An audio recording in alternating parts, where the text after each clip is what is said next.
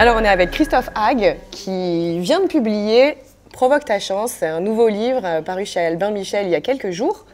Et ma première question, évidemment, qu'est-ce que c'est la chance déjà, Christophe? Alors, bonjour Sophie, la chance c'est un résultat, c'est le résultat d'une cohérence parfaite avec soi-même.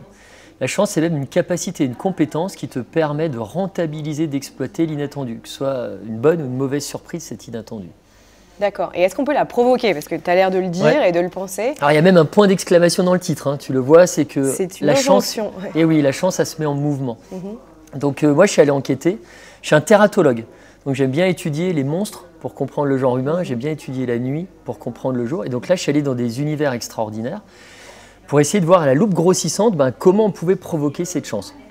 Donc j'ai rencontré des chasseurs de trésors, une survivante d'un crash d'avion, le numéro 2 du raid, tout un tas de personnes en fait, qui ont eu des destins assez fous.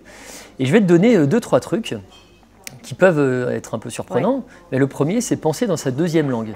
Il se trouve que quand tu reçois un gros coup de malchance, si tu veux recycler cette malchance en chance, eh bien, essaye de penser dans ta tête, donc rien qu'avec toi-même, dans ta deuxième langue, et de répondre dans cette deuxième langue. Et là, il y a tout un tas d'études qui te montrent bien, que tu vas être connecté à toi-même et que tu risques de prendre la bonne décision. Ce qui est assez contre-intuitif finalement, parce qu'on pourrait se dire que la vraie intuition va se manifester dans sa langue maternelle, non? Qu'est-ce qui explique ça? Ce qui explique, c'est qu'en fait, dans ta deuxième langue, tu disposes de moins de vocabulaire, tu as un dictionnaire qui est moins touffu, tu as moins de tournures de phrases hyper compliquées avec des mots à triple, quadruple sens comme on peut les avoir en français. Donc en fait, tu restes connecté au matériau premier qui est l'émotion. Et l'émotion, c'est l'essence dont se nourrit le moteur intuition. Donc tu restes connecté à tout ça, donc c'est une bonne chose. Autre petit truc, tu peux aussi te dire à un moment, ouais, je ne suis pas une victime en fait. Les gens qui sont dans ce statut-là, et régulièrement dans ce statut-là, le sont parce qu'elles veulent juste aimanter à elles un peu de chaleur humaine, l'attention des autres. Sauf qu'au bout d'un moment, quand tu es face à ce type de personnage, tu décroches parce que c'est que la sinistrose, c'est des émotions un peu désagréables, toxiques. Et très vite, ces personnes sont isolées. Donc ce n'est pas la meilleure manière finalement de créer des opportunités avec les autres. Autre chose, être disponible tout le temps. Il faut avoir du temps de cerveau dispo pour ça. Il y a un phénomène psychique qui s'opère en fait et qu'on appelle l'inconscient d'adaptation. Et lui, il scanne plein de choses autour de nous.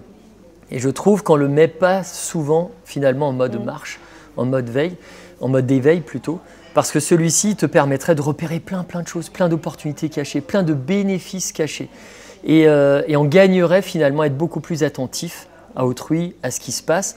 Parce que si déjà tu n'es pas prêt à accueillir la chance, c'est un peu compliqué. Il y a d'autres éléments qui peuvent te permettre finalement d'attirer aussi la chance à toi. C'est de ne pas te comparer à plus chanceux. Si tu te compares à plus chanceux, en règle générale, c'est plutôt déceptif. Parce que tu dis, cette personne a ça, c'est des objectifs que je vais peut-être jamais atteindre. Et donc en fait, tu baisses ton estime de toi. Tu as moins confiance en toi et donc derrière, tu vas être moins en mouvement. Tu vas moins oser en fait provoquer les choses. Donc ça, c'est aussi quelque chose d'important. Ce que je remarque aussi, et ça c'est un spécialiste des requins blancs qui me l'a enseigné, c'est que quand tu as une conviction qui est forte, qui résonne avec tes valeurs, avec tes envies, avec ce que tu as envie de faire, et que ce n'est pas un truc mainstream, que ce n'est pas quelque chose comme ça que tu retrouves chez la majorité des gens, souvent tu t'écrases. Alors qu'il faut passer par 3 étapes, c'est ce qu'on appelle le syndrome Schopenhauer. D'abord, tu vas vendre en fait cette chose-là, tu vas l'expliquer, tu vas faire finalement ce que tu as envie de faire. Dans un premier temps, les gens vont peut-être te rironner. Ils vont se moquer de toi en disant non, ça c'est pas du tout ce qui se fait, etc. Dans un deuxième temps, quand ces personnes vont voir que tu es un petit peu convaincu de ça, que tu persistes un peu là-dedans et que ça porte ses fruits, ces personnes-là vont se méfier de toi. Et donc elles vont t'attaquer parce que tu représentes peut-être un danger par rapport à la bien-pensance, etc. Et si tu passes encore cette étape, 3e étape, ce sera accepté et les gens voudront t'imiter. Donc il faut juste passer par tout ça et voilà, passer ces différentes barrières. Est-ce que c'est la citation très connue de René Char à te regarder, je la connais plus de mémoire, mais embrasse ta chance, à te regarder, C'est exactement ça, et puis fais les choses en fait. Je veux dire, le chanceux, c'est quelqu'un qui fait, c'est un maker. Ouais. Si tu provoques rien, la chance, c'est pas quelque chose d'inerte, c'est un matériau qui doit bouger, qui doit être nourri de plein de choses. Et autre truc qui fonctionne super bien, c'est l'autodérision. Et ça, je l'ai appris à travers un survivaliste très connu, ancien des forces spéciales, et qui me racontait cette anecdote que je vais raconter très rapidement. Et il était avec ses équipes en train de survoler un territoire ennemi. Ils avaient confisqué en fait le jet privé d'un baron de la drogue. Et à un moment, il y a une panne moteur. Bon, sur 2 moteurs, ça va, tu peux encore piloter le truc. Sauf que 30 secondes après, deuxième panne moteur. Et là, coup dur, coup de malchance. Et là, le pilote, petite gouttelette qui ruisselle le long de sa tempe, il n'est pas bien. Donc là, ils vont tous dire, on va mourir. Enfin, c'est horrible. C'est le moment où on peut craquer, en fait. C'est le moment où tu peux craquer et tu vois, tout laisser tomber.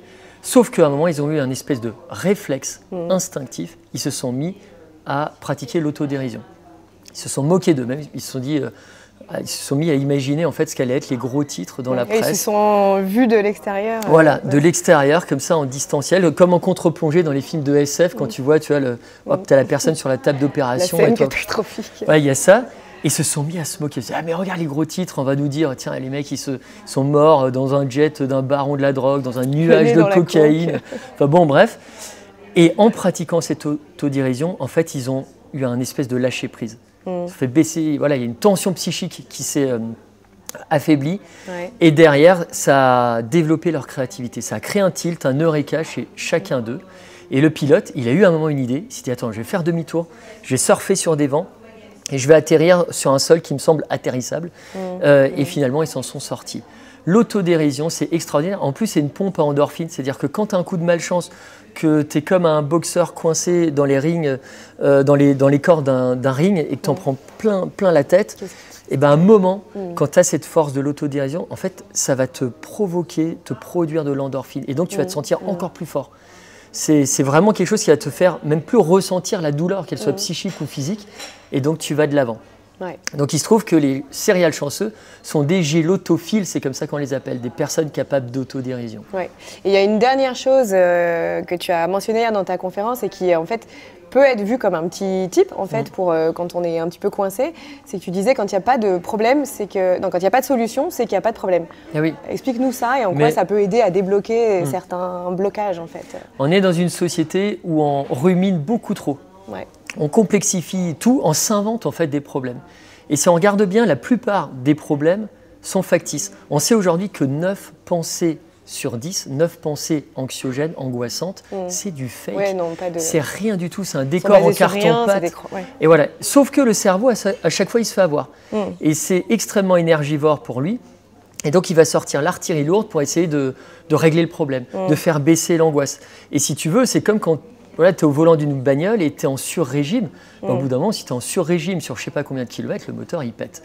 Donc, pour nous épargner tout ça, il faut se dire, attends, est-ce qu'on est vraiment face à un vrai problème? Et s'il n'y a pas de solution à un problème, et c'est un explorateur qui me l'a dit, finalement, c'est qu'il n'y a pas de problème en fait. Passer à autre chose. On passe à autre chose. Il n'existe pas, on se l'est inventé. Donc à nous aussi d'éliminer tout ça et d'avancer. Tu sais, il n'a pas de solution et il faut laisser pareil. Il faut laisser faire. Mais tu sais, les plus grandes vérités sur le genre humain sont les plus simples. Aussi simples qu'un enfant peut les comprendre. Et donc moi, dans ce bouquin que tu as présenté avant, c'est l'idée de présenter plein de choses, mais simples en fait, qu'on a un peu oubliées et qui nous permettent justement de provoquer la chance. Il y a même d'ailleurs un physicien quantique qui publie plein de choses, qui reçoit des médailles de partout et qui pour la première fois a mis la chance en équation. Et c'est extraordinaire parce qu'il te dit que tu peux moduler le futur par rapport à tes intentions, tes émotions et tes comportements. Et donc il y a plein de choses là-dessus qui, moi, en tout cas, quand j'écris un bouquin, il faut que ça me surprenne et donc j'espère que ça surprendra les lecteurs. Formidable. Merci beaucoup, Christophe. Merci. C'est moi qui aurais dû...